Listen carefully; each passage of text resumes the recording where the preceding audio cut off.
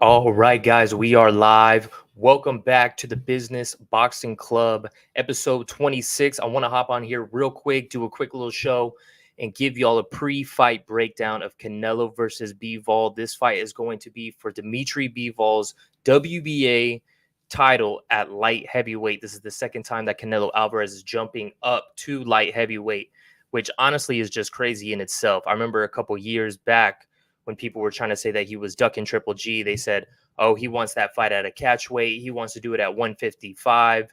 He's afraid. That was the consensus. That was, or not the consensus, but that was what the haters were saying, because there's always Canelo haters. And they were saying, oh, he's afraid to move up to 160. He's afraid to move up to 160. Yet my man is going up for the second time to 175 to take on another champion, this time an undefeated champion, not somebody that is washed up like Sergey Kovalev, like a lot of people said. So, like I said, there's a lot of haters when it comes to the Canelo train, and a lot of haters are hating on this fight. But that's just because they don't want to look at the light. The light is there for them. They don't want to see it. They don't want to see that Canelo's chasing legacy, and this is just a piece of the puzzle. Just like he did at 168 pounds. Oh, why did he fight? Why did he fight, what was his name? Yildirim. Why did he fight Yildirim? Why did he fight Yildirim? Because the WBC made him fight Yildirim. He had to fight Yildirim in order to please the WBC and fulfill that order that they had as him as the mandatory challenger. So Canelo made a whole extra date in February. He still kept his May date and made an extra date. So he gave us extra credit in order to do it. But, you know, haters will be haters. And a lot of people are hating on this fight, saying, oh, why didn't he fight some of these other guys? And let's get right into it. So Canelo, before he signed this fight, he had options. He had a deal, an option from PBC, Al Heyman, and then to be able to sign a 2-fight deal with them. Eddie Hearn matched that 2-fight deal with his own 2-fight deal over there at Matchroom. And the PBC side was for him to fight Charlo on today's date. Jamal Charlo, I should say. Jamal is fighting next week for the 154 undisputed title. And then David Benavidez back at 168 pounds in September. But Canelo decided to go with Eddie Hearn and Matchroom for this one right here. And this will involve this first fight with Bivol for the WBA light heavyweight title at 175.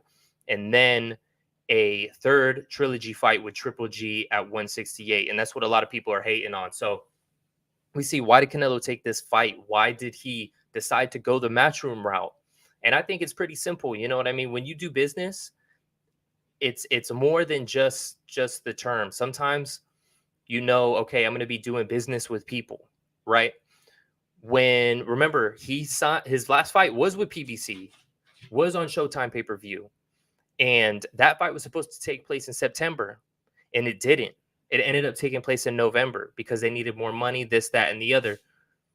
I feel like that took a factor into this. You know, he must have said, they were a little bit difficult to deal with, right? Especially when you look at PBC, who's even the promoter over there? We know it's Al Heyman, but where's he at? This guy's like Batman creeping in the shadows, but you just never see him ever. On the other hand, Eddie Hearn, Canelo has a great relationship with Eddie Hearn. He has a personal relationship and a business relationship with Eddie Hearn. I think when you look at those two factors just in general, it's night and day, and it's an easy choice. And then when the money is the same, there you go. It's an easy choice. And then when you look at, okay, what is it on the legacy side of things? How will this affect my legacy? Well, all PBC could offer was a Charlo fight, in which Charlo would be moving up, so Canelo would have to defend his undisputed titles. And then David Benavidez, again, defending his undisputed titles. That doesn't get him anywhere in his legacy besides just those 2 fights. This, he'll be able to take a piece of the WBA title, or the WBA piece of the light heavyweight title.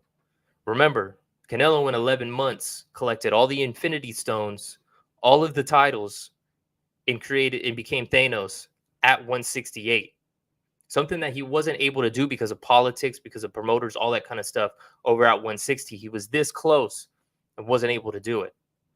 But at light heavyweight, the road is clear. It looks like he's doing the same thing, but we'll get to that in a minute. So he signs this fight, and then in September, you have a huge fight with Triple G. A lot of people don't want to see that fight again, even though these are the same people that said Triple G won both fights. They don't want to see that fight again because they know what's going to happen. We looked at Triple G's last fight. He ended up winning. I think it was a 9th round knockout, but in the first couple of rounds, he looked absolutely terrible.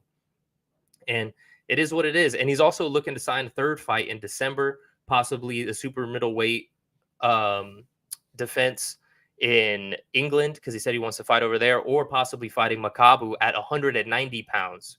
What's your favorite fighter doing? Not fighting 1, 2, 3 weight divisions higher than they ever did. But people still want to hate. They want to say, oh, he should have fought Charlo. He should have fought Benavidez. So let's go into that right here. You'll see on the banner underneath, it says, is this a better fight than Charlo and Benavidez? I think it absolutely is. Like I said, it's a fight at 175 pounds, which that right there increases it all the way. You see, okay, who are the champions at 175? Right? Let's break it down. You got Artur Beterbiev, who's got 2 titles. You got the IBF and the WBC. You have Joe Smith Jr., who has a WBO. They're going to all clash, or both of them are going to clash for a 3-belt unification fight. And then you got Dimitri Bivol. So a lot of people would say he's number 2. Some people would say technically skill-wise, he's number 1 at light heavyweight. But since he's relatively unknown, people don't want to give him the credit. And it's because they're casuals too. A lot of the times when you hate on Canelo, you're just exposing your casual side. It's exactly what it is. I'm sorry to say. But you break down, okay, Charlo. What does Charlo have to offer? Absolutely nothing. Absolutely nothing. Since he's been to 160 pounds, he's fought guys coming up from 154, guys coming off of losses, and he hasn't looked very impressive doing it. Canelo specifically said, hey, I didn't take this fight, but in the meantime, you guys need to fight each other. And what is Charlo doing? Charlo's fighting Sulecki again. He went on Mike Tyson's podcast, and Mike Tyson goes, yo, call these guys out. Call out Benavidez. That's a fight to make right there. Y'all two fight. The winner fights Canelo when he's done with this deal. Next year, this time next year. Nah, he's going to fight Sulecki, right? So Charlo has the WBC 160-pound title. He can very easily, through the politics of the WBC, position himself into that spot, but he's not doing it. David Benavidez, on the other hand, is somebody that, does have a chance. But the thing is that he's relatively unproven. He looks good. He has very good highlights, but it's against not the best opposition. His best win is against Durrell. And if I tried to say, oh, Canelo's going to fight Durrell, oh my gosh, dude, the boxing fans would be right in the street. Oh, who's Durrell? He's terrible, blah, blah. Even Plant was talking about fighting Durrell. There was rumors of that, and people are trying to drag Plant. So what does that say about that opposition when that's your best win? He's about to fight David Lemieux in 2 weeks. We'll see how that goes. I think it's going to be a good fight. Like I said, I'm not dogging Benavidez, but I just don't think he's quite there yet. He's still a young guy. He's got a long ways to go. But he's not completely multidimensional in a sense where Canelo can't figure it out and deal with it. So enough about that. Let's look at the fight that's actually happening. The fight that's actually happening is Dimitri Bivol. But because a lot of people are casuals, they don't know who he is. So right below we got, who is Bivol? Who is Dimitri Bivol? We'll go ahead and figure that out for you right now. Dimitri Bivol. I got his record pulled up right here for you. We can do it. Let's see. Let's see if we can do it like this. There we go. So you see Canelo Alvarez right here. My man is 19-0, undefeated, WBA super light heavyweight title. That's because the WBA is basically split within their own organization. It's terrible. He had won the interim light heavyweight championship down here in his 7th pro fight. He was promoted to regular champion, then promoted to super champion. So some of his notable wins: John Pascal, great win. Joe Smith Jr., remember that name? He's the current WBO light heavyweight champion. You see it right here. So that automatically puts him at least number 2 under Artur Beterbiev, which I would agree, especially since Beterbiev has 2 titles. But look at this. His opposition, relatively unknown, and he started his pro career back in November of 2014. November 2014. I want y'all to remember that. Keep those dates in mind. Okay? So when it comes to that type of thing, we go, all right, can Bivol do it? Let's figure out if Dmitry Bivol can actually win this fight, right? So can Bivol win? I don't know.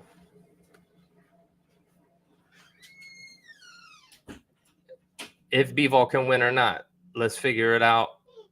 I'm going to go ahead and put some of his highlights on the screen in a second, and we'll break down his style as well.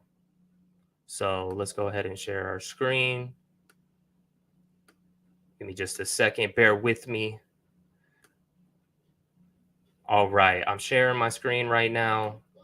And for YouTube's sake, this is from YBU Sports. This is under fair use. So YouTube, don't knock me down for using this right now.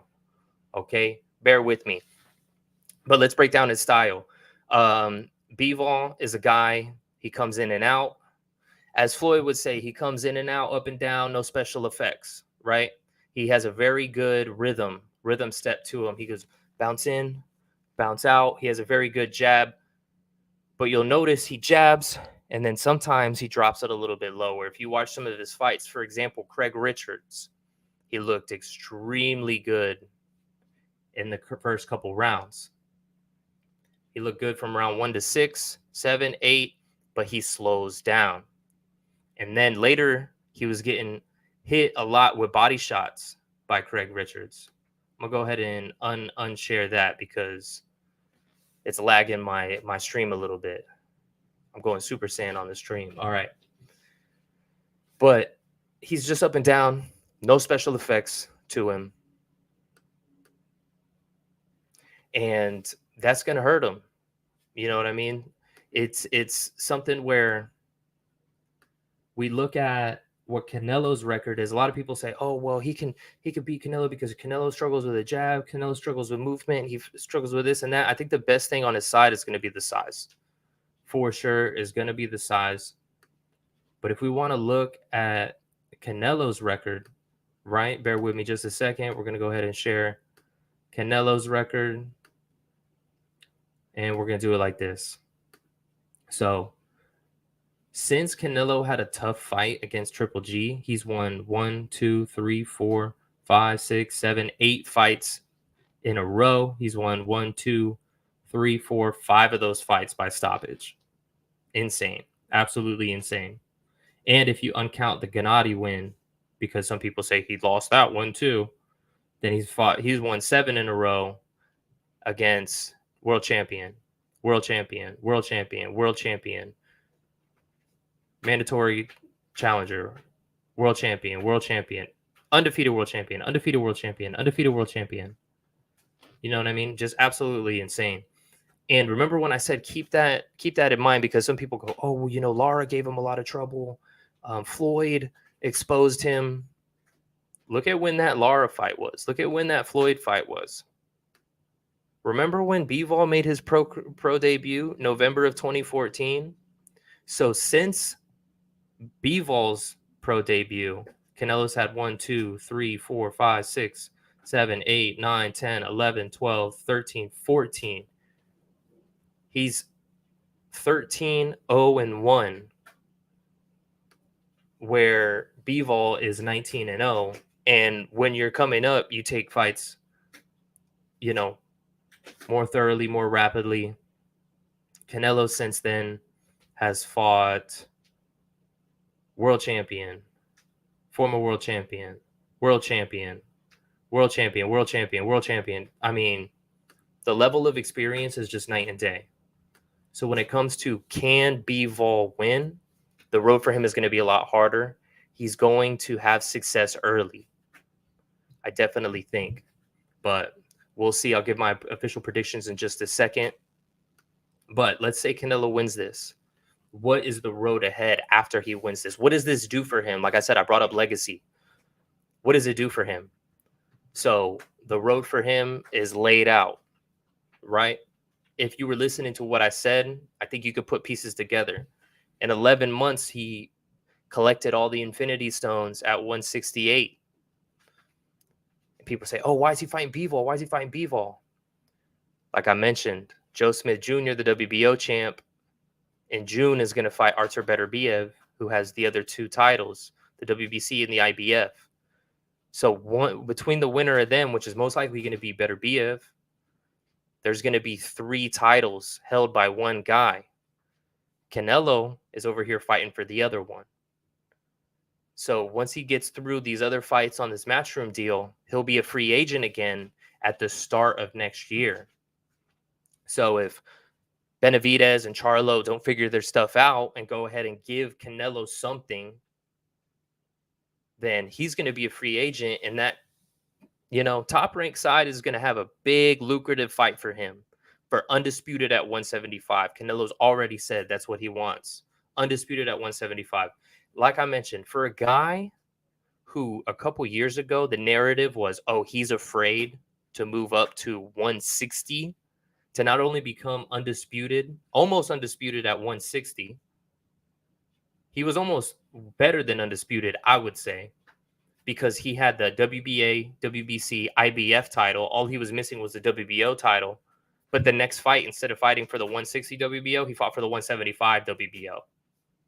So nobody in the history has ever done that, but that's something that's overlooked because it's a little more complex. The 4-belt system is already so complex that it loses a lot of fans. That just takes it to a whole nother level of complexity, but I'm here to break it down, make it digestible for y'all. If you need a little more explanation, comment below, and I'll let you know.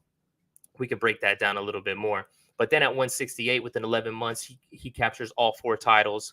And now at 175, he's looking to do it again. Absolutely insane. And then he's talking about fighting for the WBC title at 190 cruiserweight, 200 pounds. The limit is currently just absolutely nuts. And people want to say, oh, he's ducking Charlo, the champion at 160, who ain't fought nobody of importance at 160. Show me the record. We can have this debate, but I don't think you want to have it. You can't. So that being said, let's go into the official prediction, right? I'm looking at the first couple rounds are going to be good for Bivol. Bivol's going to be able to stick that jab. Canelo's already said in interviews, he said, they asked him, are you going to be able, are you going to deal with the jab? He goes, I can take it away. And he can. He knows how to take that jab away. He did it to Callum Smith, right? Remember I mentioned earlier when I said, can Bivol win? Who is Bivol? He comes in and out, but he slows down a little bit in his fights.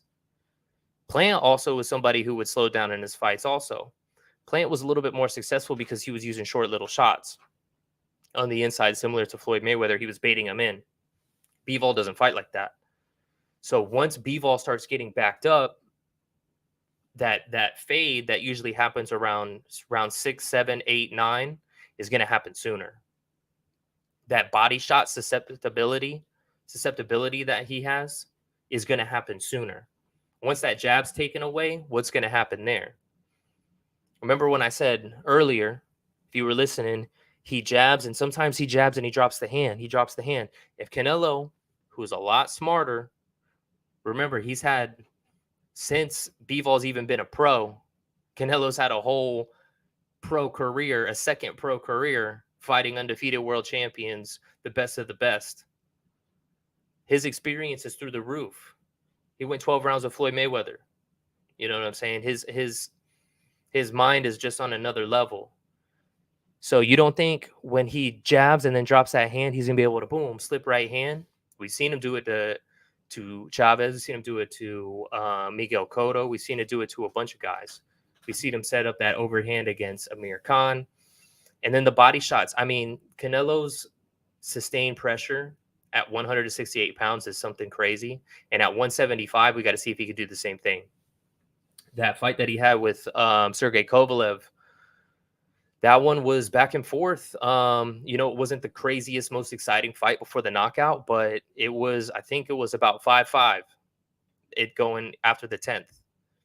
But that's the thing. A guy like the Crusher, who was known for throwing down big shots, knocked down Andre Ward, knocked out Yard in the previous fight, wasn't able to unload because he knew something hard was going to come afterwards. So that type of mental pressure is gonna also be a factor and wear on Bivol as well. So my official prediction, that being said, all of that nonsense being said, I think Bivol is going to have success in the first couple rounds. 1, 2, 3, 4. If he's not completely timid, right? And if he doesn't get countered and get hit to the body right away. He's going to have success with the jab. He's going to have success with the rhythm. But that's it. Canelo's going to take away that jab. Canelo's going to figure out that rhythm. He's going to time that rhythm. He's going to land shots. Bivol's not going to be able to fight going forward. It's going to be a chess match for the first half. But Canelo's going to start having the better of it. And then from round 6 to 8 to 9 to 10, I think Canelo's just going to start going to work. He's going to start breaking the body down, breaking the head down. And Bivol is not going to be hit. He won't have been hit with these type of shots before. He just doesn't have the experience. Somebody like Kovalev did have experience. You could say, oh, he was older, this and that. He was a drunk, people were saying, but I don't think Bivol is going to have it. I mean, if I'm being honest, I feel like this fight has a big chance of going unanimous decision. And that's if Bivol does the same thing as Callum Smith and just accepts the ass whooping. If you watch people say, oh, well, before the Plant fight, oh, he's not going to knock out Plant. He couldn't knock out X, Y, and Z. No, he was going to knock out Plant because Plant fights back. If you fight back, you're thinking about your offense, your throwing offense, you're susceptible to get knocked out. That's how knockouts work. But if you're not throwing back and you're just turtled up, waiting, like Chavez Jr., like Callum Smith, it's harder to knock you out, especially when you're a bigger guy like that. You just become a punching bag. So unless you just completely fold like Fielding did early. So that being said, we could, if Bivol decides to fight back, which in his fights he has. So I'm saying we're going to see another late stoppage, maybe 9, 10, 11, possibly even the 12th. But I would say this fight goes past 8.5. And we're going to see a KO. We're going to see a stoppage in this fight. He's going to hurt him to the body. He's going to hurt him in the head. He's going to break him down. But I wouldn't be surprised if it goes decision. And that's if Bivol has better success in those rounds than I'm predicting. He's still going to lose. But this is a fight that is upset alert. Out of all these people, besides probably Artur Beterbiev, and that's just completely different style, this is the toughest fight for Canelo. Real boxing fans know this. But all the other ones are just haters. That being said, what are your official predictions? What do you think? Am I on the nose? Am I crazy? Let me know what you think. Bring about comment down below. Make sure you like. Make sure you subscribe. And until next time, we'll break down the post-fight afterwards. Peace.